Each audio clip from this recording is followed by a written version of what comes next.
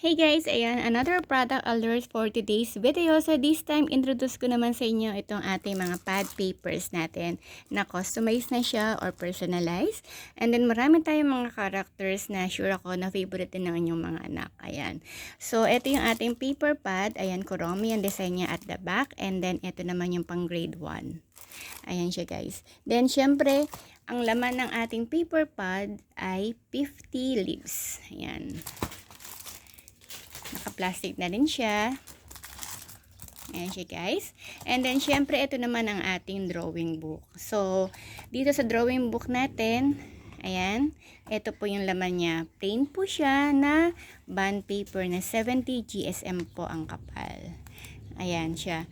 So dito, back to back po ang ating cover. Ayan. Then at the same time here. Ayan, para kahit alin dyan pwedeng sulatan ng ating mga anak para hindi rin sila malito. Ayan.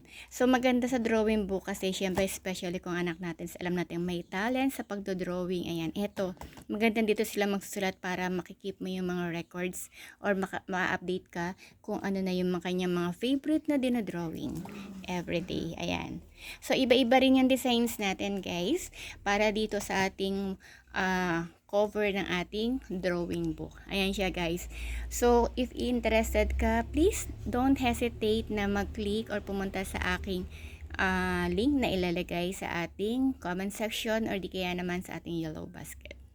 Thank you. That will be all for today's video. Bye for now. Bye na kayo ha.